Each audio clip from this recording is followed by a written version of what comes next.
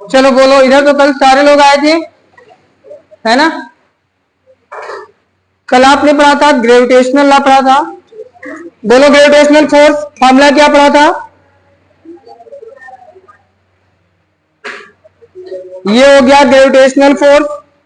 इसके बाद आपने स्मॉल जी और कैपिटल जी में रिलेशन पढ़ा था, जी आर ई स्क्वायर या G M E G equal to G M E upon R square. इसी को हम लोगों ने लिखा था G R E square equal to G M E. और इसके बाद आपने पढ़ा था वृत्तीय क्षेत्र की तीव्रता, intensity of gravitational field, I equal to कितना था? F by. और यहां से जब हम लोगों ने ग्रेविटेशनल फोर्स की वैल्यू पुट किया था तो सेकंड इक्वेशन क्या बना था? सेकंड फार्मूला, ये तो अर्थ के केस में हो गया। अगर मान लीजिए आपके पास नॉर्मल कोई पार्टिकल है तो जीएम बाई आर स्क्वायर ऐसे आप नोट कर दोगे, ठीक है। और यही आपकी क्या थी? Small G acceleration due to gravity, यही था। देखिए small G equal to GM E upon R square, वही चीज यहां पर भी है। तो ये इक्वल टू हो गया small g means intensity is equal to गुरुत्वीय त्वरण हो गया। इतना हम लोगों ने कल डिस्कस किया था। आपको ये भी मालूम है कि स्मॉल जी की वैल्यू 9.8 होती है। हम लोग कैलकुलेशन में 10 यूज कर लेते हैं। अब आप बताइए ये वैल्यू फिक्स है या चेंजेबल है, मतलब परिवर्तित होती है या फिर फिक्स है? स्मॉल जी की वैल्यू बदलती है या नहीं बदलती? बदलती है।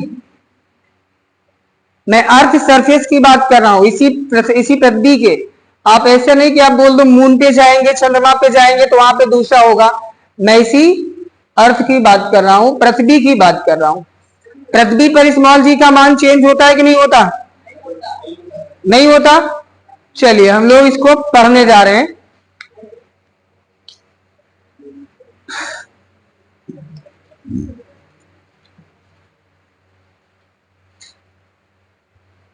इन्होंने कहा चेंज नहीं होता है। चलिए आपके लिए क्वेश्चन है, अगर आपको पृथ्वी के भीतर एक होल करके डाल दिया जाए और सीधे कहां पहुंचोगे? सेंटर ऑफ अर्थ, पृथ्वी के केंद्र पर पहुंच जाओ। अब आप बताइए आपका वेट क्या होगा?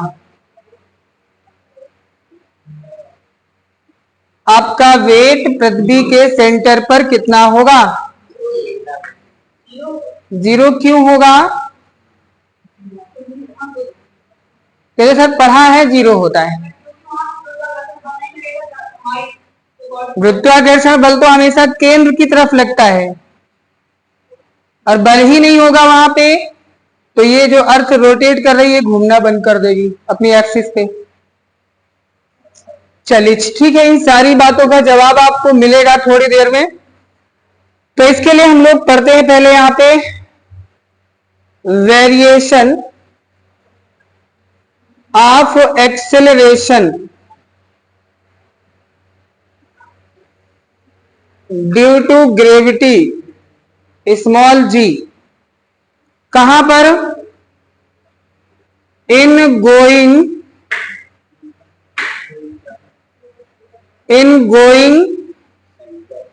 above to the surface of earth। क्या बोला है? पृथ्वी की सतह से ऊपर जाने पर जी के मान में परिवर्तन, ये पूरी एक हेडिंग है। अगर आप यहां बैठे हो, कहां हो? सरफेस ऑफ अर्थ पर हो, पृथ्वी की सतह पर हो। आपको पृथ्वी से ऊपर ले जाया जाए एरोप्लेन से, है ना। मान लो आप एरोप्लेन में बैठे हो तो पृथ्वी से कुछ तो हाइट पर होंगे आप। तो पृथ्वी से ऊपर जाने पर क्या होगा? जी की वैल्यू घटेगी या बढ़ेगी, इसको जानना है ना, पता लगाना है। आपको पता है वेट का फार्मूला mg होता है। अगर जी आपका घटेगा तो वेट भी घट जाएगा। और जी बढ़ेगा तो वेट बढ़ जाएगा। अब आप बताइए, आपने क्या पढ़ा है, प्लेन पे जाने पर आपका वेट घटता है कि बढ़ता है? जैसे पेन वगैरह, ऐसे जेल पेन है, आपने डाल लिया, प्लेन में सफर करो, बह जाएगा पूरा। ऐसा क्यों? माउंट एवरेस्ट पे जाना है, मान लो आपको चढ़ाई करनी है, हैं? क्या हुआ? इन्होंने कहा प्रेशर कम हो जाएगा, एटमॉस्फेरिक प्रेशर कम हो जाएगा। एटमॉस्फेरिक प्रेशर का फार्मूला क्या होता है? P is equal to h rho g, पढ़ा है? H क्या है? हाइट, रो डेंसिटी, और जी ग्रेविटी, बट यहाँ पे H रो जी होगा। जी आप एक काम करें, स्मॉल जी, स्मॉल जी। अभी हम जो भी बात करेंगे जी की, वो सिर्फ छोटे वाले जी की बात करेंगे, स्मॉल जी की बात करेंगे। तो इन्होंने कहा एटमॉस्फेरिक प्रेशर क्या होता है? कम हो जाता है। फार्मूला है H रो जी। अब बताइए, अगर H और रो को कांस्टेंट मान लें, आपने कहा प्रेशर कब कम हो गया, क्यों कम हुआ? जी घटेगा, बढ़ेगा, क्या होगा?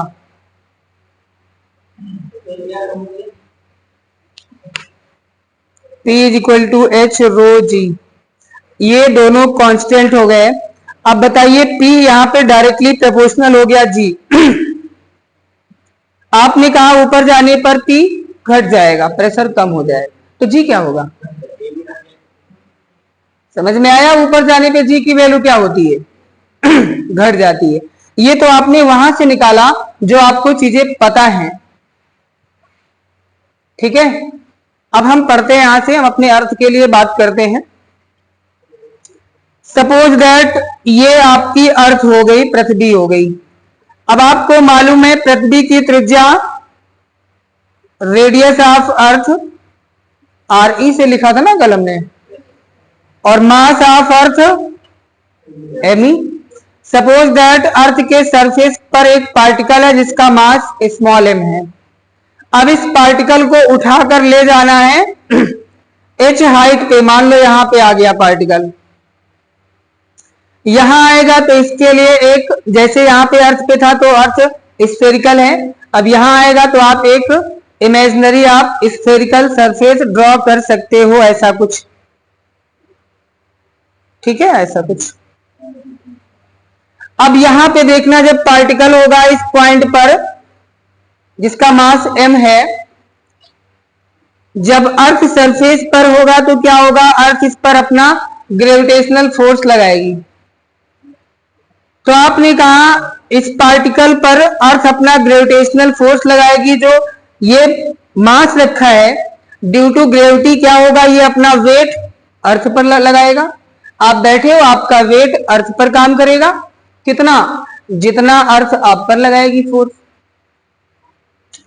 तो यहां बात कर लेते हैं एट द सरफेस ऑफ अर्थ, यानी क्या है? पृथ्वी की सतह पर, पृथ्वी की सतह पर gravitational force F is equal to GMEM by RE square लगेगा इस पार्टिकल पर। ये पॉइंट A मान लो, ये B मान लो, कहां पर कर रहे हैं? एट पॉइंट A पर बात कर रहे हैं, इस पॉइंट पे।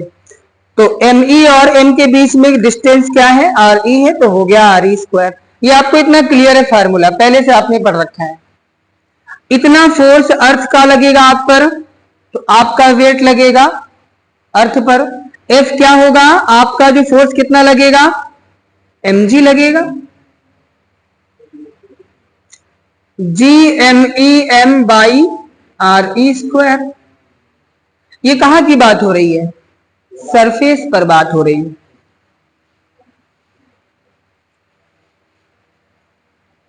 तुम्हारे लक्षण नहीं पढ़े लिखे है ना। तो ये हो गया वेट।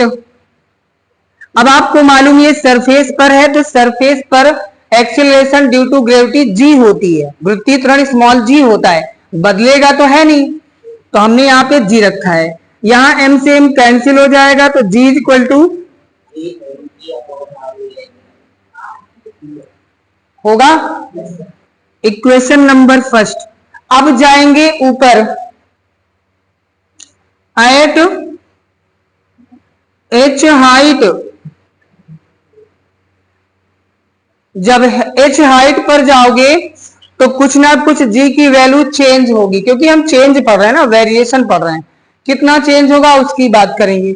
मुझे नहीं मालूम है कितना चेंज होगा, तो हम मान लेते हैं कि जी चेंज होकर के क्या होगा, जी डैश हो गया। इतना तो कर सकते हैं। इसी की वैल्यू हमें निकालनी होगी। अब बताइए, क्या ऊपर जाने पर कैपिटल जी चेंज होगा? नहीं होगा, कांस्टेंट है। मास ऑफ अर्थ चेंज होगा? मास भी कंजर्वेटिव है, नहीं चेंज होगा। आर ई चेंज हो गया, ये इतना आर था, ऊपर गए, अब ये डिस्टेंस हो गई, कितना हो गया, आर ई प्लस हो गया ना, यहां स्क्वायर था तो होल स्क्वायर हो जाएगा। इक्वेशन नंबर, दोनों को डिवाइड करके आप फाइंड कर लीजिए। Variation of G means G dash की वैल्यू क्या होगी, ऊपर जाने पे कितना जी चेंज होगा। अगर हम डिवाइड करेंगे, थोड़ा डायरेक्ट लिखेंगे, अगर डिवाइड करोगे तो जी एम ई से जी एम ई कैंसिल हो जाएगा। यहां पे अपॉन में ये बचेगा आर ई प्लस एच का होल स्क्वायर, और इसके अपॉन में ये पूरी वैल्यू रहेगी, आर ई स्क्वायर उलट कर ऊपर आएगा। तो थोड़ा डायरेक्ट लिखते हैं, आर ई स्क्वायर अपॉन में आर ई प्लस एच का होल स्क्वायर बनेगा। ऐसा आप डिवाइड करके देख सकते हो। अच्छा, यहां से थोड़ा फार्मूला बनाने के लिए क्या इसको हम लिख सकते हैं, R E plus H upon R E का होल स्क्वायर। दोनों पे होल स्क्वायर है, हमने पूरे पे होल स्क्वायर कर दिया। इस आर ई को उठा के इसके नीचे लिख सकते हैं ना, लिख सकते हैं। इतना तो पता है आपको, इतना तो मैथ से पढ़ा होगा। अगर इसको हम सेपरेट करते हैं, R E by R E और प्लस, तो यहां पे आर ई से आर ई कैंसिल हो गया, 1 प्लस एच बाई, ये कितना निकला, जी डैश अपॉन जी। अपॉन जी उधर ट्रांसफर कर दो, इनटू में आ जाएगा, डिवाइड में था। ये भैया है, अब आपको इसको देखकर बताना है क्या जी की वैल्यू इंक्रीज हो रही है, डिक्रीज हो रही है, या फिर कोई चेंज नहीं है। आप बता सकते हो इसको देखकर। देखो, जी डैश अगर ये नीचे की वैल्यू 0 होती, मतलब ये 1 हो जाए, अगर ये नीचे की वैल्यू 1 हो जाए तो जी डैश इक्वल टू जी होगा, होगा, तब तो कोई चेंज नहीं होगा। अभी आप देखो, जी को हम किसी वैल्यू से डिवाइड कर रहे हैं, नीचे कोई वैल्यू है, डिवाइड कर रहे हैं ना, तो डिवाइड होगा तो जी छोटा हो जाएगा कि बड़ा हो जाएगा। आपको कॉमन सेंस की बात, आपको इसको पता है कि डिवाइड करने पे वैल्यू छोटी होती है ना। तो ये मालूम हो गया कि जी डैश क्या होगा, जी से छोटा हो जाएगा, होगा। तो याद रखना, अर्थ सरफेस से ऊपर जाने पर जी की वैल्यू क्या होती है, घटती है। अब मुझे एक चीज, चलिए क्वेश्चन बना देते हैं। अगर आपसे हम बोले कि जितनी रेडियस है अर्थ की, आर ई, अगर हम इतना ही हाइट पर ऊपर जाएं, अर्थ से इतना ही ऊपर जाएं, तो जी कितना बचेगा, ये तो मालूम घटेगा ना, तो ऊपर जाने पर कितना बचेगा। अगर हम आपसे ये भी पूछ ले, ये भी तो पूछ, देखो यही से क्वेश्चन बन जाते हैं ढेर सारे, ठीक है, यही से क्वेश्चन बन सकता है, कितनी हाइट पर हम चले जाएं कि जी हमारा 0 हो जाए। ऐसा पॉसिबल है, मतलब ऊपर जाने पर जी की वैल्यू 0 हो जाए, ऐसा पूछा गया। दूसरा हमने पूछा, अगर अर्थ से रेडियस ऑफ अर्थ के इक्वल ऊपर चले जाए तो जी की वैल्यू कितनी होगी, आपने कहा जी बाई 4 हो जाएगा। Means acceleration due to gravity कितना होगा, 1/4 हो जाएगा। कितना जाने पे, जितनी अर्थ की रेडियस है इतना ऊपर जाएंगे। तो अर्थ की रेडियस कितनी होती है, बताया था आपको 2400 नहीं भैया, 6400 किलोमीटर। इसको मीटर में भी लिखवा रखा है 6.4 10⁶ मीटर। ये रेडियस ऑफ अर्थ आपको पहले भी बता रखा है। नोट कर लीजिए इसको फटाक से। तो आपको मालूम हो गया अगर हम अर्थ सरफेस से ऊपर जाएंगे तो जी की वैल्यू क्या होगी, घटेगी। इसीलिए क्या होता है, एटमॉस्फेरिक प्रेशर भी कम होता है। कभी कोई अमरनाथ की यात्रा पे गया है आप लोगों में से? जाओगे तो पहले क्या होता है, आपकी बॉडी का चेकअप होता है ना। अगर आपको सर्दी खांसी जुकाम बुखार है तो जाने नहीं दिया जाएगा। अरे अब तो लोग चले जाते, चेकअप कहां करवाते हैं, पहले सिस्टम था। लेकिन अभी भी अगर आपको माउंट एवरेस्ट पे जाना हो तो पहले आपकी बॉडी का चेकअप होगा, क्योंकि माउंट एवरेस्ट तो बहुत ऊंचा है, अमरनाथ से काफी ऊंचाई पे है। वहां जाओगे तो आपको पता है कि जी की वैल्यू कुछ तो कम हो जाएगी, एटमॉस्फेरिक प्रेशर कम हो जाएगा। और प्रेशर कम होने से क्या है, आपके चारों तरफ जो एटमॉस्फेरिक प्रेशर बॉडी पे लग रहा है ये कम हो जाएगा। अंदर का जो प्रेशर है कौन सा, बीपी ब्लड प्रेशर, वो तो कांस्टेंट है, वो बॉडी को फाड़ के बाहर निकलने का प्रयास करेगा। यहां पे क्यों नहीं निकल पा रहा है, क्योंकि एटमॉस्फेरिक प्रेशर उसको बैलेंस कर रखा है। अच्छा, जैसे जो एस्ट्रोनॉट होते हैं, क्या बोलते हैं हिंदी में उनको, अंतरिक्ष यात्री, वो जब जाते हैं स्पेस में तो एक स्पेशल सूट पहन के जाते हैं। अगर वो वहां स्पेस में जाकर सूट से बाहर आ जाए तो क्या होगा, जैसे बम फटता है ना वैसे उनकी बॉडी ब्लास्ट हो जाएगी, चीथड़े उड़ जाएंगे बॉडी के। ऐसा क्यों, क्योंकि वहां तो ग्रेविटी जीरो है, एटमॉस्फेरिक प्रेशर कुछ नहीं बॉडी पे काम करेगा, लेकिन अंदर का ब्लड प्रेशर तो सेम है। जैसे ही खोलोगे अंदर का प्रेशर बॉडी को फाड़ देगा। आपको ये बायोलॉजी में पता करना, अंदर जो ब्लड प्रेशर होता है कितनी स्पीड से फ्लो होता है, इसको पढ़ना बायोलॉजी में।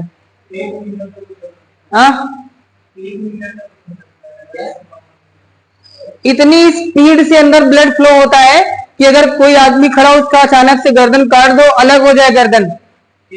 ये क्वेश्चन आया था एग्जाम में, रियल में क्वेश्चन आया था। एक इंसान की बॉडी से गर्दन को कट करके अलग कर दिया जाता है तो उसकी शेष बॉडी का क्या होगा। ऑप्शन थे, स्थिर रहेगी वहीं पे, दूसरा ऑप्शन था बॉडी गिर जाएगी, तीसरा ऑप्शन था बॉडी मूव करेगी, गति करेगी, दौड़ेगी, चौथा ऑप्शन बॉडी वहीं पे उछलना स्टार्ट होगी, तीसरा ऑप्शन अगर आप किसी के गर्दन काट दो बॉडी यहां से वहां भागती रहेगी, भागती रहेगी। अब कह दो क्यों भागती रहेगी, क्यों भागती रहेगी, क्योंकि इतना प्रेशर से ब्लड निकलेगा, इतना प्रेशर होता है ब्लड का, जैसे यहां पे ब्लड आएगा तुरंत बाहर होगा, यहां तो कोई फोर्स लगेगा नहीं निकलने के लिए। और ठीक बॉडी पर नीचे की तरफ वही फोर्स लगाएगा जो न्यूटन के थर्ड लॉ में काम करता है, एक्शन रिएक्शन, क्रिया प्रतिक्रिया का नियम। तो उसी फोर्स के कारण बॉडी भागती इधर से उधर, न्यूटन थर्ड लॉ। और तुमको क्या लगता है काटने के बाद बॉडी ऐसे भागती है? नहीं, ऐसे नहीं भागती है, वो ब्लड निकलने के कारण भागती है। अगर ब्लड का फ्लो बंद हो जाएगा तो बॉडी शांत हो जाएगी। बहुत ज्यादा प्रेशर होता है और वहां माउंट एवरेस्ट पे जाओगे तो प्रेशर कम हो जाएगा, तो बॉडी के जो कोमल अंग है, जो नाजुक अंग है, जैसे कान हो गया, नाक हो गया, आंख हो गया, यहां से ब्लड आना स्टार्ट हो जाएगा। कब? अगर आपको जुकाम और बुखार है। क्यों? इसमें क्या होगा, इसमें आपको पता है बॉडी का टेम्परेचर बढ़ा होता है, और टेम्परेचर बढ़ा होगा तो ब्लड और तेजी से फ्लो हो रहा होगा। डॉक्टरों को देखा ना, बुखार होता तो ऐसे पकड़ के मालूम कर लेंगे बुखार है कि नहीं। क्या करते हो, देखते हैं स्पीड ब्लड की, कितने बार वो पंप कर रहा है, बीट चेक कर लेते हैं। तो वहां पे क्या होगा, टेम्परेचर बढ़ने पर हार्ट बीट ज्यादा हो जाएगी, और वहां पे जाओगे प्रेशर भी कम है, तो ब्लड आ जाएगा, और एक बार ब्लड बाहर आ गया तो उसको रोक नहीं पाओगी फिर, इसीलिए जाना मना होता है। ब्लड आना शुरू हो गया यहां तो भैया पकड़ लिए, थोड़ी देर में बंद। कोएगुलेशन प्रोसेस होता है ना, कोलाइडी विलियन होता है, आपका ब्लड कोलाइडी विलियन होता है, तुरंत बंद कर लोगे वहां पे कोलाइड होके जम जाएगा और जो रास्ता निकलने का बंद हो जाता है। लेकिन वहां पे इतना प्रेशर होगा कि वो रास्ता बंद नहीं हो पाएगा, निकलता रहेगा ब्लड, तब तक निकलता रहे जब तक आपकी मौत ना हो जाए, यानी पूरा ब्लड ना बाहर हो जाए, इसलिए मना होता है। तो याद रखना, आप वहां कभी मत जाना जहां पे स्मॉल जी का मान ना हो, ठीक। कह दो हमारे अर्थ में तो ऐसा है नहीं। तो ये हो गया, जब अर्थ के सरफेस से ऊपर जाएंगे तो जी की वैल्यू डिक्रीज होगी, आपको मालूम हो गया, ठीक है। अब हम बात करते हैं अगर अर्थ के अंदर जाए तो क्या होगा। हा? इन्होंने कहा प्रेशर बढ़ेगा, किसका प्रेशर, हमारी बॉडी का कि बाहर का, वहां एटमॉस्फेयर ही कहां होगा। आप होल करके जाओगे हर तरफ तो मास ही होगा। अच्छा, कुछ लोग का दिमाग ये भी काम करता है, नीचे जाओगे अंदर पानी भरा है डूब जाओगे, अरे ऐसा नहीं होता। पूरी अर्थ सेंटर तक पूरा सॉलिड है, भरी हुई है पूरा, कहीं पानी नहीं मिलेगा आपको। नहीं तो अंदर जाएंगे तो स्विमिंग पूल मिल जाएगा, उसमें तैरेंगे, ऐसा कुछ नहीं है। हाँ, इनका ये भी सवाल था कि पानी कहां से आता है ना। इसको मिटाएं फिर बताते हैं। अब देखना आने वाले टाइम में, अभी तो नहीं होगा, बहुत लंबा टाइम है, आपका जीवन पार हो जाएगा। आने वाले टाइम में क्या है, बहुत जगह देखना जमीन धंसने के किस्से सुनते होगे, जमीन धंस गई, आपके यहां भी होगा, जल्दी होगा, परेशान ना हो। क्योंकि समरसिबल लगभग मेरे ख्याल से कोई सिटी में ले लो, कोई एरिया ले लो, हर घर में समरसिबल होगा, होता है। अब वही बताने जा रहे हैं, वहीं पे पहुंचा रहे हैं तुमको। देखो ये मान लो हो गया अर्थ, ये है इसकी रेडियस, आपने यहां से होल किया, आपने एक पाइप डाला और क्या किया, आपने देखा कि जो अर्थ है वो हमारी अलग अलग स्टोन से मिलकर बनी होती है। आपने पढ़ा है कि पृथ्वी हमारी अलग अलग लेयर से मिलकर बनी होती है। इसके सबसे अंदर जो होता है वो मैग्मा होता है, लावा है ना। उसके बाहर जो है, कौन सी पढ़ी होगी, नाम ही नहीं मुझे याद है, आग्नेय सेल जैसे पढ़ा है, नाम सुना है आग्नेय सेल, नहीं पढ़ा है, रूपांतरित सेल, मैंने इनको हिंदी में पढ़ा है तो मुझे हिंदी में याद है, इंग्लिश में नहीं पढ़ा मैंने। हाँ, सिलिका तो ऊपर होती है। अब ये जैसे मान लो ये पत्थर वाली है, सबसे हार्ड कोर, इसके ऊपर आपको मिलेगी रूपांतरित सेल, जो हार्ड होती पत्थर की शेप में, लेकिन वो थोड़ा सा जो स्टोन होता है उससे नाजुक होता है। इसके ऊपर आओगे तो यहां मिलेगी आपको रेत भरी पड़ी है, और पानी कहां होता है, रेत में ही होता है। यहां से पाइप डालोगे, जब रेत में पहुंचेगी तो पानी मिलेगा। और ये मालूम हो जाता है, जैसे मालूम है आपको कि हमारे यहाँ जो समरसिबल होते हैं, मान लो 120 फीट पे होते हैं, है ना। तो सब लोग जो बोर करेंगे, ड्रिल करेंगे, 120 फीट करेंगे, उनको पता है कि 120 फीट के आगे काफी गहराई तक 400-500 फीट तक उनको केवल रेत मिलना है, उसी में पानी है। तो यहीं जाकर के पाइप को रोक देंगे। अब चूंकि ऊपर से जब ये ड्रिल होता है तो ऊपर से भी पानी डालते हैं ना, देखा होगा, डालते डालते क्या है, यहाँ पे थोड़ा सा तो स्पेस बन जाता है, इसके पास रेत हट जाती है, ऊपर निकलती है। कभी आपने देखा होगा बोरिंग करते हुए तो पानी निकलता है ना उससे, उसी साथ रेत भी निकलती है। तो यहाँ पे जब आ जाएगा तो पानी निकलेगा, पहले खूब गंदा पानी निकलेगा, मिट्टी के जैसा, रेत पूरी निकलेगी। और जब पानी निकलना स्टार्ट हो जाएगा तो कहेंगे भैया इसको चलाओ, रात भर चमचम चलता है पूरा, है ना, पानी निकलता है। और जब चलता है देखते होगे रेत कितनी निकलती है, ढेर सारी रेत। अब सोचो रेत निकली तो इस पाइप के आसपास यहाँ क्या होगा, गड्ढा बन जाएगा, कहां, जमीन के अंदर। तुमने यहां किया, तुम्हारे पड़ोसी ने यहां किया, इनका गड्ढा, इनके पड़ोसी ने यहां किया, अंदर क्या हो रहा है, खोखला होता जा रहा है। एक समय ऐसा आएगा ये जो ऊपर की लेयर कहां रुकेगी, धस जाएगी फिर। इसीलिए गवर्नमेंट ने सुना है, अभी तो इस समय रोक नहीं लगाया, कुछ जगह पे रोक लग गई कि समरसीबल नहीं कराओगी। रोक लगी, अपने यहां नहीं लगी है समरसीबल पे रोक। बड़े बड़े जो शहर, उसने गवर्नमेंट ने कहा कि पानी आपको हम देंगे, उसने कहा समरसीबल हम कराएंगे। एक समरसीबल करा दिया, नीचे गड्ढा एक हुआ, है ना, और पाइपलाइन बिछा के सब लोग पानी लो। ये थोड़ी सब लोग अपनी जगह गड्ढा कर लोगे नीचे, धरती जल्दी बैठ जाएगी। ठीक है, तो पानी कैसे आता है मालूम हो गया।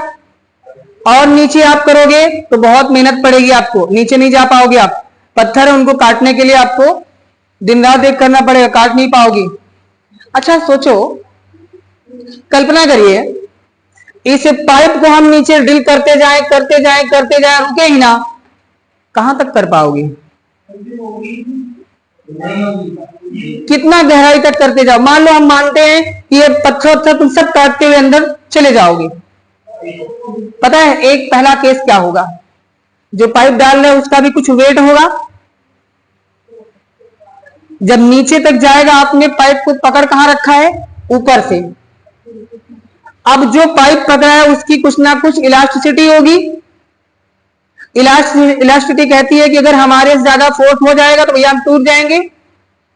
तो जितनी इलास्टिसिटी पाइप की है, उससे जो नीचे पाइप लटका है, इसका जो वेट है, अगर इलास्टिसिटी से ज्यादा हो गया तो पाइप ऐसे टूट के नीचे चला जाएगा।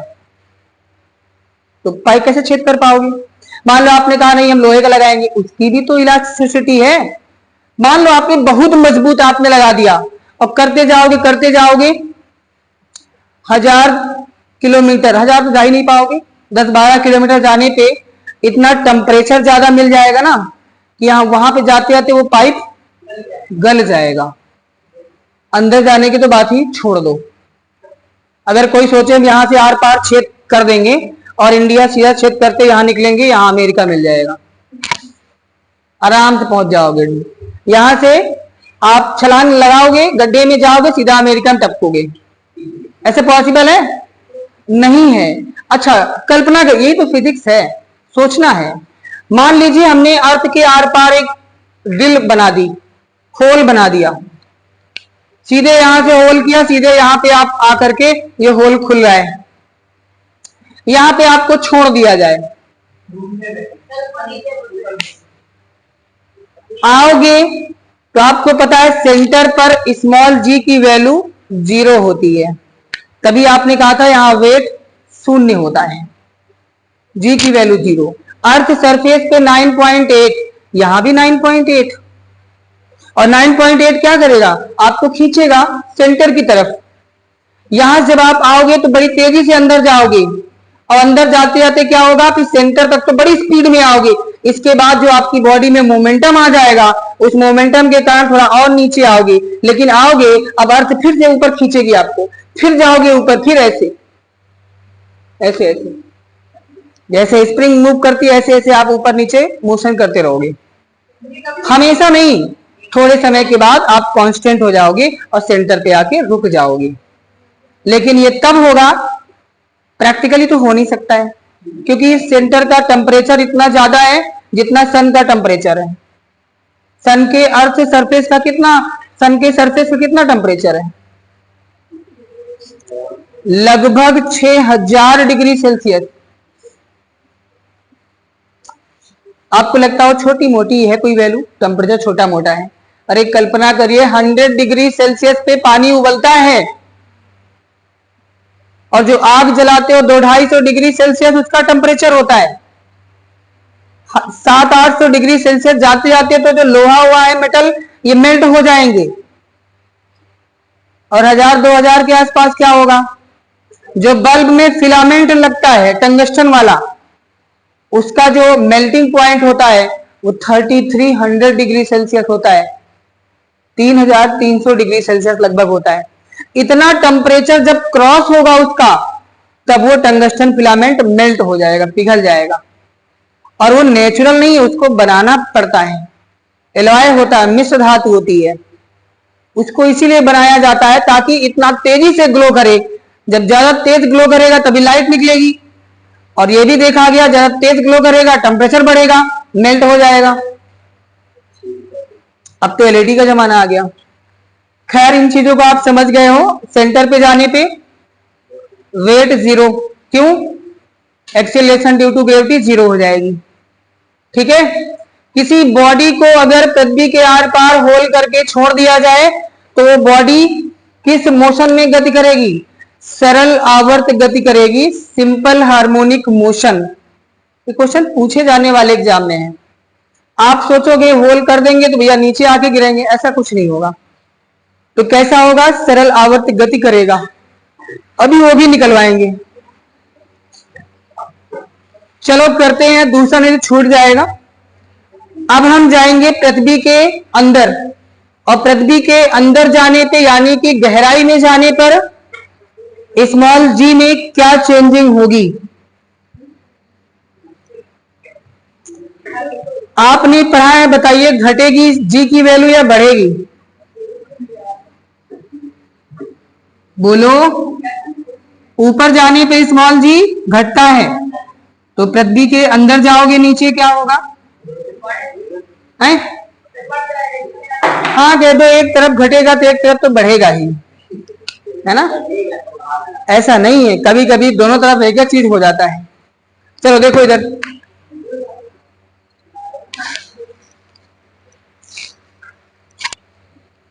ये है आपकी अर्थ पृथ्वी।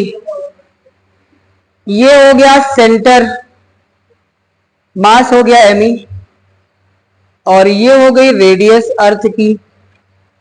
आप यहां पे हो, आपका मास एम हो गया। मान लो यहां से आ करके आप एच गहराई पे आ गए, यहां आ गए आप, तो आपके लिए यहां एक इमेजिनरी अर्थ बनेगी। जहां पे आप हो आपके लिए इमेजिनरी अर्थ हो जाएगी। अब जहां पे आप आ चुके हो, यहां पे सेंटर से डिस्टेंस क्या है? होगा ये पॉइंट ए हो गया, ये पॉइंट बी हो गया। वैसे ही काम करेंगे जैसे पीछे किया था।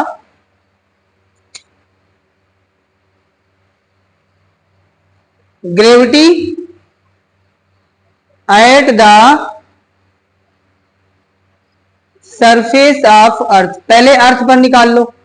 पृथ्वी के पृष्ठ पर गुरुत्वीय त्वरण है, किसमें रख दोगे? नहीं, तो अर्थ पर आपको मालूम है भाई GME/RE² होता है ना? लेकिन ये ME तब है जब आप अर्थ के सरफेस पर थे, अब तो आप अंदर आ गए, तो मास भी चेंज हो गया। पहले इतना बड़ा मास था, अब इतना बड़ा हो गया, मास चेंज हो गया। मास चेंज हुआ तो क्या क्या चेंज हुआ? वॉल्यूम चेंज हो गया, रेडियस चेंज हो गई, और जब मास चेंज होता है तो डेंसिटी भी चेंज होती है, घनत्व। तो बताइए मास इक्वल टू फार्मूला क्या होता है? नहीं मालूम। वॉल्यूम इंटू डेंसिटी, आयतन गुणे घनत्व। द्रव्यमान बराबर आयतन गुणे घनत्व फार्मूला होता है। बताइए आयतन कितना होगा? नहीं मालूम। 4/3 पाई आर क्यूब। क्यों? क्योंकि ये स्फेरिकल है, गोले का आयतन, और इंटू घनत्व रो रख लिया। यहां से GRE² है, ये RE², दो पावर कैंसिल हो गई, जो बचा है नोट कर दीजिए। ये स्मॉल g हो गया at the surface of Earth. अब जाएंगे ड्यू टू डेप्थ, गहराई, depth h from the surface of Earth. पृथ्वी के सतह से h गहराई नीचे जाने पर क्या होगा? तो g चेंज हो जाएगा, हमने मान लिया G'। बताइए नीचे जाएंगे इसमें क्या क्या चेंज होगा? 4/3 पाई g, ये तो चेंज नहीं होगा, कांस्टेंट वैल्यू होती है। RE चेंज हो गया, डेंसिटी यही हो गई, अब डेंसिटी नहीं होगी, चेंज नहीं होगी, डेंसिटी इसमें आ चुकी। ऐसा नहीं है कि पृथ्वी ऊपर थे तो सोने की थी, अंदर गए तो मिट्टी की हो गई, ऐसा थोड़ी है। कुछ लोग सोचेंगे सर अंदर जाओ मान लो सोना मिल जाए, तो वो चीजें नहीं करना है, क्योंकि अर्थ पे बहुत सारी चीजें हैं और सभी की डेंसिटी अलग अलग है, तो एवरेज हम लोग रो मान लेते हैं। हाँ रो लिखा है, इसीलिए लिखा है। नीचे जाओगे तो radius R E minus H हो गया और डेंसिटी रो। इक्वेशन नंबर, अब हमें बताना है जी डैश कितना होगा, तो इक्वेशन सेकंड को फर्स्ट से डिवाइड कर दो। क्या क्या कैंसिल होगा, सब कुछ कैंसिल हो जाएगा, बस यही डिस्टेंस बचेगी, R E minus H upon R E बचेगा।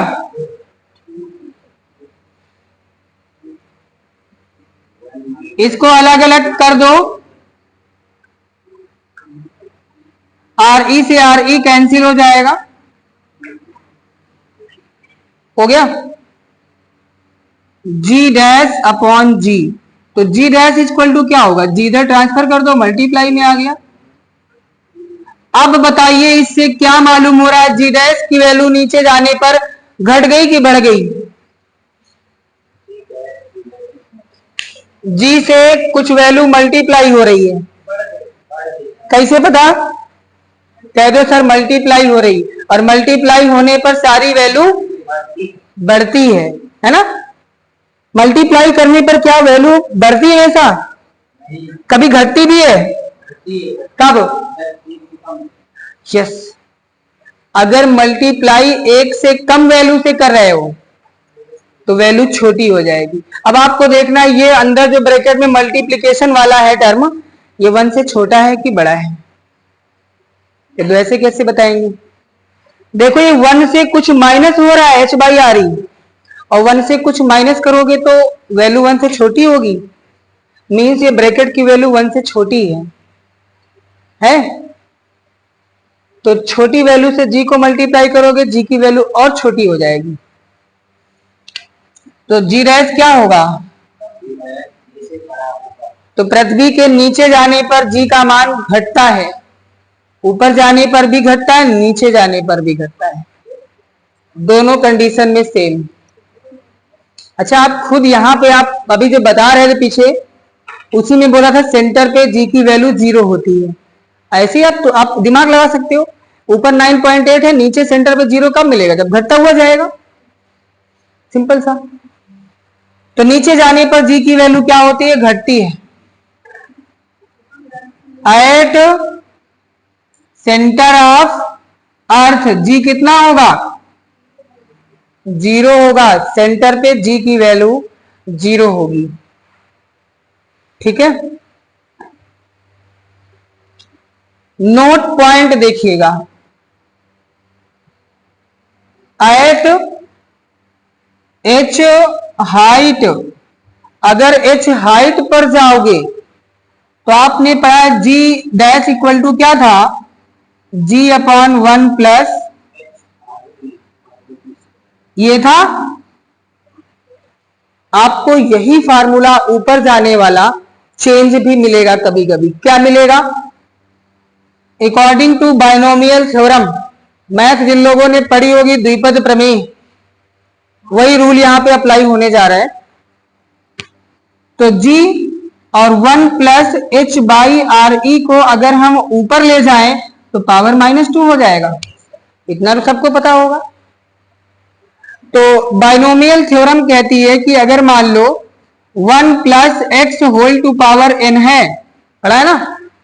इसका जब हम लोग प्रसार करते हैं, इसका एक्सप्लेनेशन करते हैं, तो 1 plus N X plus N ऐसे करके ओपन होता जाता है, N N plus 1 by factorial 2। तो n कहा गया? x के साथ मल्टीप्लाई हो गया ना, होता है? तो यही चीज यहां पे हम करने जा रहे हैं। तो g1 ये पावर अंदर मल्टीप्लाई हो जाएगा, -2h बाई आर ई बनेगा। अब आप सोच नहीं पाओगे कि ऊपर वाला फार्मूला कब लगाएं, नीचे वाला कब लगाएं।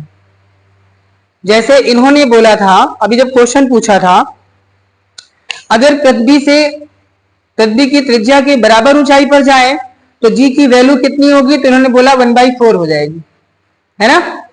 इस फार्मूले से करके देखो, क्या 1/4 होगा? नहीं होगा। तो इसको कब यूज करेंगे? दोनों एक ही केस के लिए फार्मूले हैं, तो भैया इसको तब यूज करना है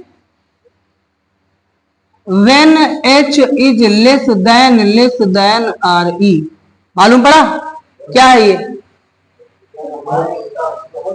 जब h जो हाइट लिया है वो अर्थ की रेडियस से बहुत छोटा हो, तब आपको ये फार्मूला यूज करना है, यही यूज करना है। उस समय इसको नहीं यूज कर सकते, नहीं तो गलत हो जाएगा, इसको ध्यान रखना, नोट कर लीजिए। तो आपको दोनों केस मालूम हो गए।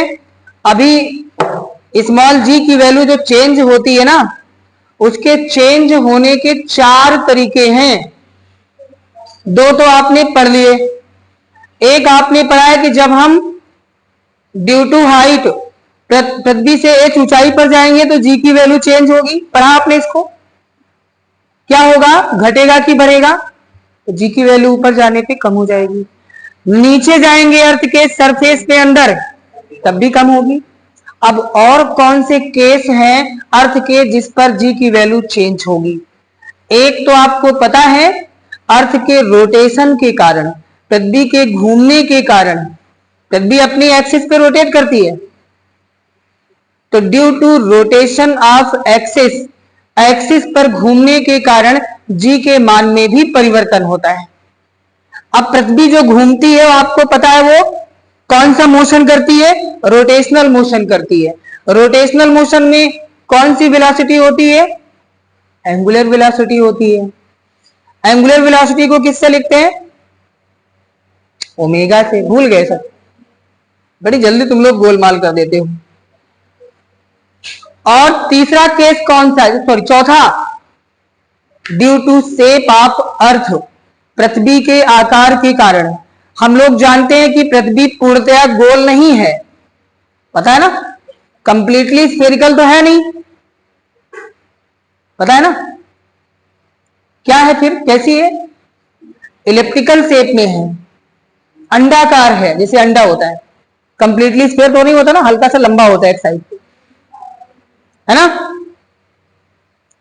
अब वहां पे अगर रेडियस को मेजर करें तो एक तरफ रेडियस ज्यादा आएगी, एक तरफ रेडियस कम आएगी। और ग्रेविटेशनल फोर्स क्या कहता है? स्मॉल जी की वैल्यू क्या कहती है? Small G is inversely proportional to R E square होगा। यानी जहां पे डिस्टेंस ज्यादा होगी वहां पे जी क्या होगा? बताओ देखिए इससे क्या होगा? इनवर्सली प्रोपोर्शनल है ना। अगर रेडियस ज्यादा होगी तो जी की वैल्यू कम होगी, और जहां पर रेडियस कम होगी वहां पर जी की वैल्यू ज्यादा होगी। अब आप बताइए अर्थ की रेडियस कहां पर ज्यादा होगी? पोल पर या इक्वेटर पर? क्यों? क्योंकि पोल पर, ध्रुवों पर पृथ्वी कुछ चपटी है, दबी है ना, और इक्वेटर पर, जिसको विषुवत रेखा बोलते हैं, वहां कुछ फैली हुई है। तो शेप के कारण भी जी की वैल्यू चेंज होती है, और रोटेशन के कारण। ये 2 चीजें अभी पढ़ना है। रेडियस फिक्स नहीं हो सकती तो हमें हर केस इसीलिए तो लेके पढ़ना होता है, क्या किया जाए। कभी अच्छा सोचो, फिजिक्स में कितने चीजें लगती कहां कहां पे। कभी हम लोग अर्थ को स्फीयर मानते हैं, स्फीयर मान के करते हैं, और कभी कभी उसको मान करके हल्का लंबा है। लेकिन एवरेज चीजें हम लोग लेके चलते हैं, एवरेज मान के चलना होता है, कंप्लीट तो नहीं है। मिटाए इसको। ये 2 चीजें आपको मालूम हो गई, नीचे जाने पर और ऊपर जाने पर।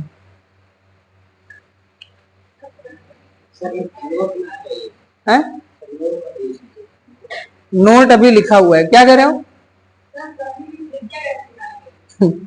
वो भी तुमको बता दे रहे हैं, क्या दिक्कत है। Small G equal to G M E upon R square है, तो स्मॉल जी रखो, कैपिटल जी रखो, मास ऑफ अर्थ रख दो, आर ही निकाल लो। अरे अब भैया कुछ तो आपके पास होना चाहिए ना, सब कुछ आप गायब ही कर दोगे तो निकालोगे कैसे? पीछे हमने कल बता रखा, तुम तो थे ना, तुम तो थे कल, मां साफ अर्थ बताया था। कह दो हमको नहीं पता है, तो तुमको पता इसलिए नहीं क्योंकि तुम सो रहे थे। देखो वेरिएशन ऑफ जी, पहले कौन सा बताएं, शेप वाला बता देते हैं। Due to shape of earth, Hindi में लिखना चाहो लिख सकते हो, पृथ्वी के आकार के कारण जी में परिवर्तन। हेलो, आ गए क्या? हाँ,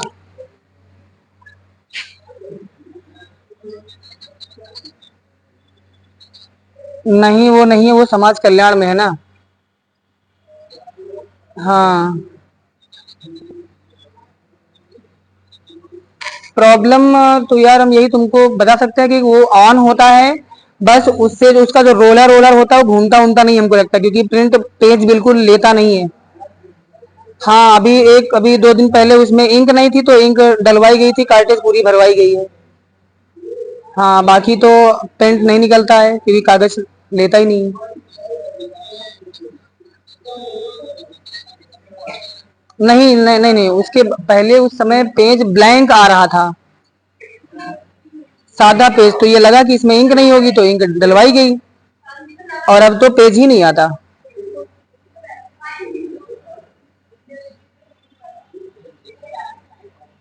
हम्म। हाँ,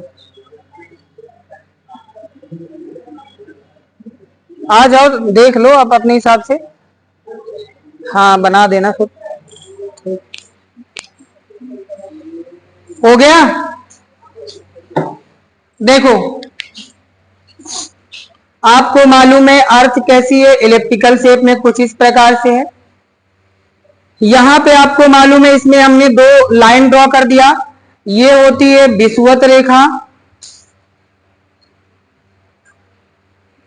इसी को बोलते हैं इक्वेटर, और ये है ध्रुव यानी पोल, और इसको तो आप अच्छे से पहचानते हो, सेंटर है।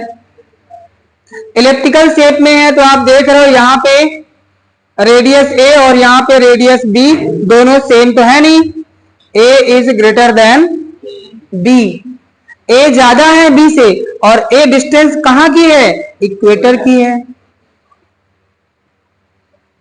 चूंकि small G is equal to आपको पता है GME बाई RE स्क्वायर होता है, स्मॉल जी जो है वो डिपेंड करता है किस पर, रेडियस ऑफ अर्थ पर, और रेडियस ऑफ अर्थ की क्या हो गया, इनवर्सली प्रोपोर्शनल हो गया।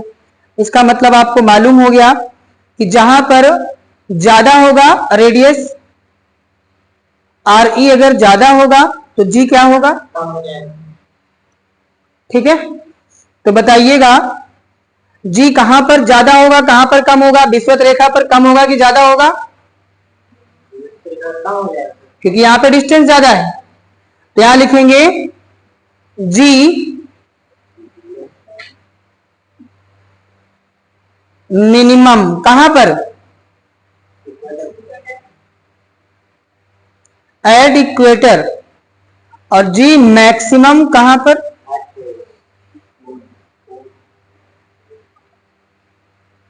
एट पोल। तो जी की वैल्यू कैसे बढ़ेगी कैसे घटेगी मालूम हो गया। चलिए बताइए, अगर आपको इक्वेटर से पोल की तरफ भेजा जाए, कोई व्यक्ति है इक्वेटर से पोल की तरफ जा रहा है, बताइए उसका वेट घटेगा कि बढ़ेगा, क्यों, क्योंकि ऊपर जाने पर जी क्या होगा, इधर इधर बनाते हैं, अगर यहां इक्वेटर से जाएगा पोल की तरफ तो जी क्या होगा, बढ़ेगा। कैसे लिखा जाए, चलो ऐसे लिख दो, जी इंक्रीज करेगा, ठीक है। और अगर कोई यहां से नीचे आएगा, मान लो अगर पोल से इक्वेटर की तरफ आएगा तो जी क्या होगा, डाउन होगा। तो उसका वेट भी मालूम हो गया, कब घटेगा कब बढ़ेगा, ठीक है। इसको ऐसे ही बना लेना है। अब लास्ट इसमें और बचा, उसको पढ़ते हैं। Due to rotation of Earth, पृथ्वी के घूमने के कारण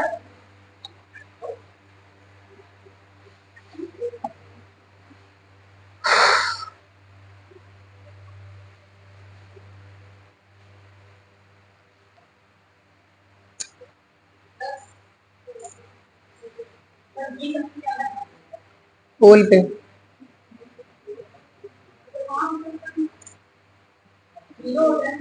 नहीं भैया, जीरो सेंटर पे होगा, जीरो कैसे हो जाएगा? जीरो हो जाएगा तो बताइए, अर्थ पर पोल जहां पे है वो स्थान कौन सा है? अंटार्कटिका नाम सुना है? कह रहा है जहां पेंगुइन पाई जाती है। अंटार्कटिका का नाम सुना है? वहां पे आपने सुना होगा कि 6 महीने का दिन होता है, 6 महीने की रात होती है, और पूरा का पूरा महाद्वीप है पूरा, वो बर्फ से ढका हुआ है, बर्फ से पूरा कवर है। क्यों? क्योंकि वहां पर धूप ही नहीं आती है। कब आती है? जब 6 महीने के बाद अर्थ की एक्सिस 23.5 डिग्री झुकती है। पता है ना, अर्थ 23.5 डिग्री झुकी हुई है, तो उसी पर वो ऐसे मूव करती है। तो जब वहां 6 महीने हल्की धूप आती है तभी दिन होता है, और नहीं तो हमेशा रात ही होती है। वहां कोई होता है? पेंगुइन। अरे इंसान होते हैं? होते हैं। आपने छोटी क्लास में पढ़ा होगा एसएसटी की बुक में, कुछ लोग होते हैं ठंडे प्रदेशों में एक घर बनाते हैं बर्फ का, जिसको इग्लू बोलते हैं। वही लोग हैं जो अंटार्कटिका में रहते हैं, ठीक है। और उन लोगों को मैक्सिमो बोलते हैं, मैक्सिमो या मैक्सिमो जो पढ़ो उसको। और उनका भोजन क्या होता है? क्या? हाँ, जो भी खाएंगे कच्चा ही खाएंगे, वो आज तक पका हुआ खाना नहीं खाए वो। और उनका डेली का काम यही होता है, खाएंगे, खा के पेट भर गया, अब वो जगह जगह ढूंढेंगे जहां पे उनको हार्ड बर्फ मिलेगी, बहुत ज्यादा सॉलिड, खोद खोद के निकालते हैं नीचे से, बहुत ज्यादा हार्ड, उसको टुकड़े बना बना करके उसको एक के ऊपर एक रख करके बना देते हैं एक छोटा सा घर टाइप का। और धीरे धीरे क्या होता है, वो जो बर्फ होती है मेल्ट होके आपस में जाती है, चिपक सेट हो जाती है, और छोटा सा उसका मुंह खोलते हैं घुसने के लिए, निकलने के लिए, और घुस के अंदर बढ़िया बैठते हैं।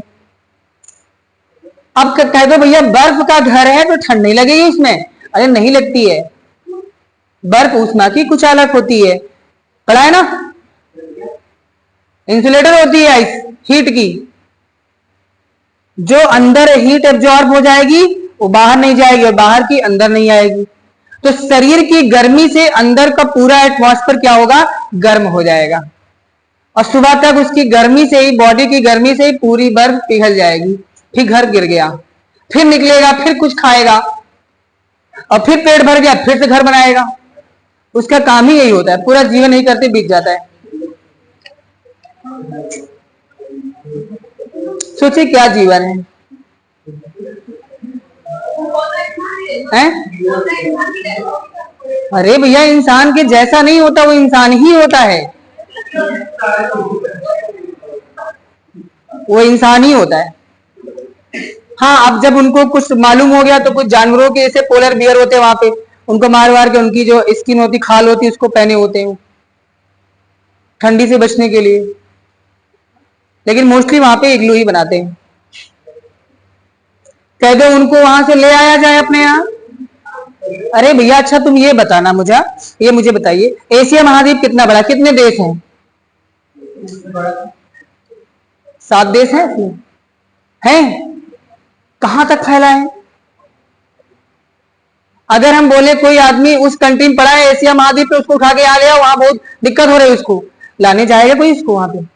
वैसे ही अंटार्कटिका इतना बड़ा है, अब जाओगे तुम ढूंढोगे कैसे कहां पड़ा है वो?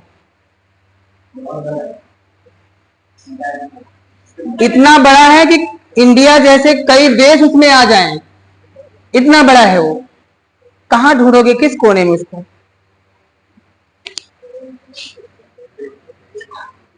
चलिए बात करते हैं चौथे नंबर की।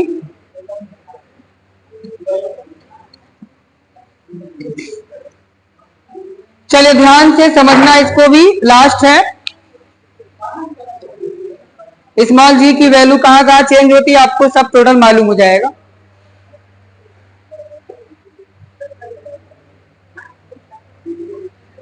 Variation of g due to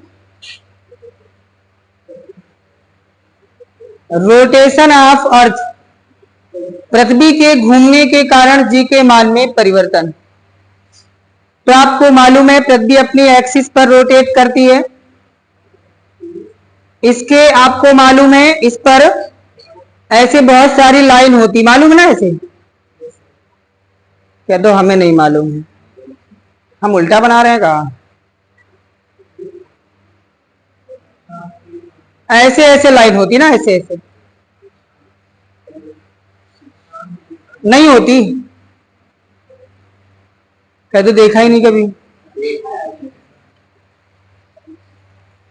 ये पोलर रीजन होता है एक एक, इसी पर रोटेट करेगा। अब यहां पर इसका जो रोटेशन होगा उसका एंगुलर वेलोसिटी ओमेगा हो गई। किसी भी आप एक्सिस का निकाल सकते हो, किसी भी अक्षांश का निकाल सकते हो।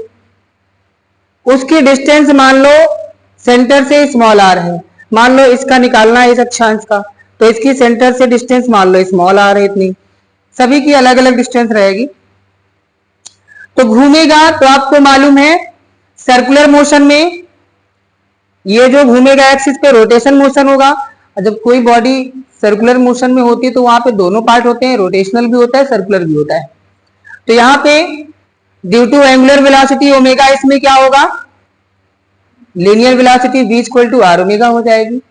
तो g डैश की जो वैल्यू होगी यानी change of gravity small g dash जो ओरिजिनल होती है g कुछ कम हो जाएगी, कितनी? जितना घूमेगी आर ओमेगा स्क्वायर, और जितना डिग्री वो अक्षांश झुका होगा, क्योंकि पूरी अर्थ ही झुकी हुई है पता है, उसके कोसाइन स्क्वायर के साथ होगा। कॉस स्क्वायर लेमडा, लेमडा क्या है? ये अक्षांशी कोण होता है, एक्सियल एंगल होता है इसका। अब यहां पे ये तो मेन फार्मूला होता है, एग्जाम में जो पूछता है यहां से नहीं पूछेगा। क्वेश्चन पूछेगा पहला, मान लो अगर पार्टिकल एट इक्वेटर पर है, वो विषुवत रेखा पर है,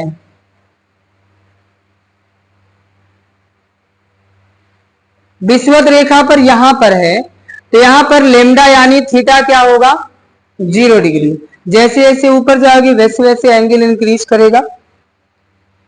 तो यहां पर आप बात करेंगे तो लेमडा कितना होगा?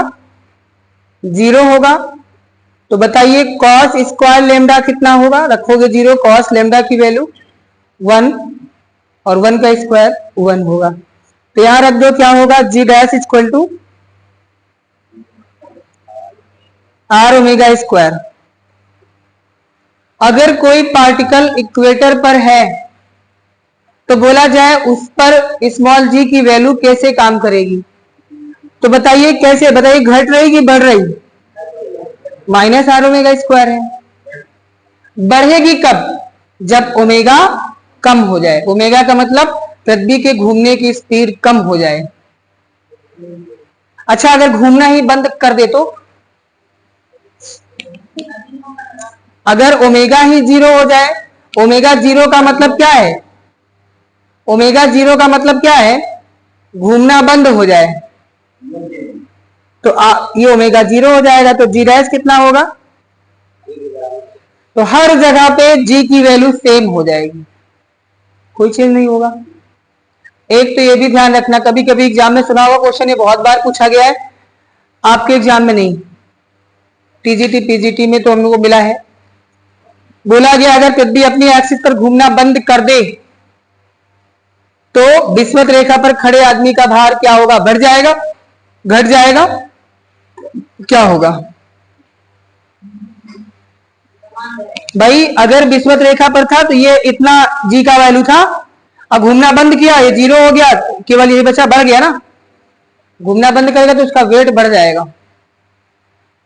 मान लो कोई बॉल है ऐसे, उस पर ऐसे घूम रही बॉल, जो कोई इसके सरफेस पे यहाँ पे होगा उसको तो घूमने का आभास होगा, लेकिन जो सेंटर जहां पे होगा, सेंटर पे रोटेट कर रही, कोई यहां खड़ा हो जाए, कुछ भी नहीं होगा, है ना।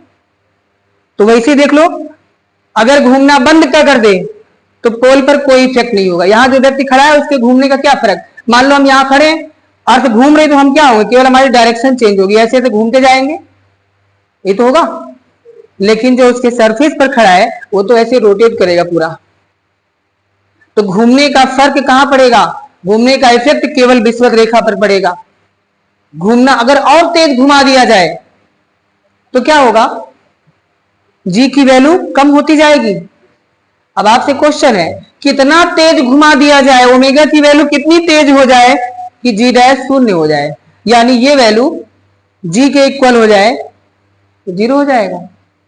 ऐसे क्वेश्चन बनते हैं, तद्दी को कितना तेज घुमा दिया जाए कि विषुवत रेखा पर जी की वैल्यू 0 हो जाए, ऐसे क्वेश्चन। अब बुक पूछेगा कि घूमना ही बंद कर दे तो कितना होगा, भार बढ़ेगा कि नहीं बढ़ेगा, तो ऐसे क्वेश्चन इसमें से पूछता है, निकाल निकाल के, तोड़ तोड़ के। विषुवत रेखा पर पड़ता है, पोल पे नहीं पड़ता है। देखो, एट पोल अगर हम बात करें ध्रुव पर, तो ध्रुव पर आप यहां से जाओगे ऊपर 90 डिग्री, तो लेमडा हो गया 90, बोलिए कॉस स्क्वायर 90 कितना होगा, 0। तो यहां पुट कर दो, तो जी डैश इक्वल टू जी, और ये 0 हो गया, 0 से मल्टीप्लाई होके टोटल 0। यहां तो ओमेगा का कोई मतलब ही नहीं है, सिर्फ किस पर डिपेंड करेगा, अक्षांशीय कोण पर, लेमडा की वैल्यू पर।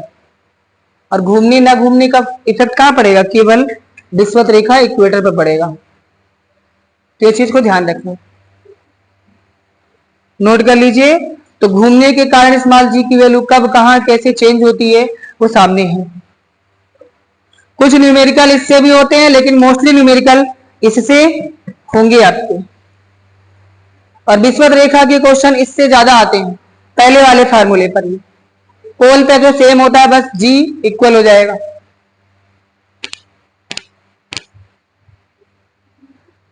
अरे सर, वो कंप्यूटर वाला आ रहा था, अभी फोन किया है, तो नहीं हमारे पास फोन किया, कहा कि क्या खराब उसमें, तो हमने कहा खराब तुम नहीं बता पाएंगे, हमने कहा आप आ जाओ देख लो, फिर देखो अगर आता है तो।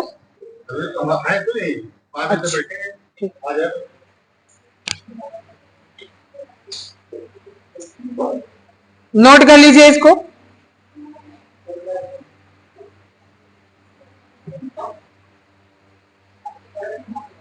तो जी की वैल्यू आज आपने पढ़ लिया अच्छे से, कब कहां चेंज होगी, कहां जाओगे तो घटेगी बढ़ेगी, आपका वेट कब घटेगा कब बढ़ेगा, ये सारी चीजें हो चुकी हैं। तो इसके क्वेश्चन नहीं हो पाए क्योंकि खत्म करना था चारों पॉइंट, तो इसके कुछ क्वेश्चन करेंगे। क्या हुआ, कहां पे, पोल और इक्वेटर पे। इक्वेटर पे आपको मालूम है ये आपकी विषुवत रेखा आपके पड़ा है, स्मॉल जी की वैल्यू सबसे कम यही होती है।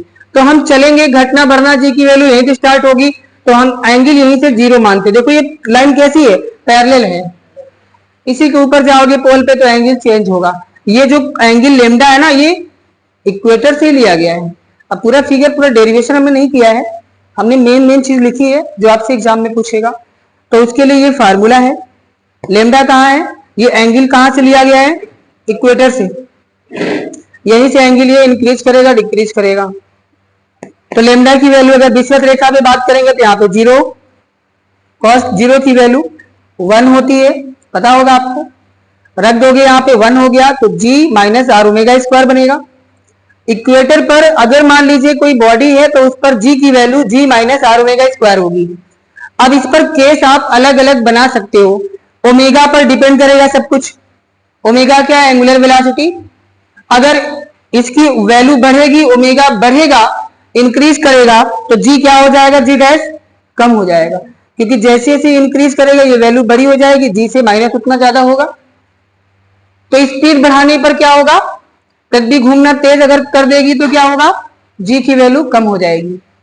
और अगर मान लीजिए घूमना ही बंद कर दे तो ओमेगा क्या होगा, जीरो, सब लिखा हुआ सामने, घूमना बंद, तो जीरो हो जाएगा ये। तो उस कंडीशन में कोई इफेक्ट नहीं पड़ेगा, जितना पोल पे होगा जी की वैल्यू उतना ही इक्वेटर पे होगा। और एक चीज और, कहीं ना कहीं ये जो पृथ्वी आपने पढ़ा है कि ध्रुवों पर कुछ चपटी है, ये घूमने के कारण ही यहां पे फैल गई, यहां पे चपट गई। ऐसा भी होता है, कोई बॉडी लेकर के उसको तेजी से रोटेट करिए तो क्या होगा, सेंट्रीपिटल फोर्स के कारण उसकी जो सबसे बाहरी बॉडी होगी ये आउटर साइड में जाएगी और ऊपर से सिमट जाएगी। इस कंडीशन में बॉडी मूव करेगी। तो ये सारे केसेस हैं। कौन सा है घुमाने वाला, आप प्रैक्टिकली करके देखो, किसी बॉडी को रोटेट करिए, रोटेट करने पर क्या है, जितना तेज घुमाओगे उतना तेज बॉडी कहां जाएगी, बाहर की तरफ। तो वैसे ही क्या इस एक्सिस पे तो नहीं घूम रही है, ऐसे नहीं घूम रही है, इक्वेटर के अराउंड घूम रही है, तो जिसके अराउंड घूमेगी वही बॉडी का एरिया, उसकी डिस्टेंस बढ़ जाएगी। लेकिन हमको उस चीज को नहीं पढ़ना है, हमको क्या पढ़ना है, यहाँ पे सिर्फ पढ़ना है जी की वैल्यू, और किसी चीज की बात नहीं करना है। तो इतनी चीजें याद रखना, इसके क्वेश्चन आपको ढेर सारे मिलेंगे, पढ़ के आइएगा, ठीक है। और क्वेश्चन आपको इसके कल कराते हैं, नहीं तो कहो आज भेज दे, कुछ ऑब्जेक्टिव क्वेश्चन भेज देगा आज, उनको पढ़ के आइए, पूछते हैं। अच्छा ऐसा कर ले, रोज ऑब्जेक्टिव क्वेश्चन 20 भेज दिया करें, 10, इतनी कैपेसिटी है, चलो 10-10 भेजते हैं, डेली उनको पढ़ के आना है और यहाँ पूछेंगे। अच्छा जो ऑब्जेक्टिव क्वेश्चन होंगे वो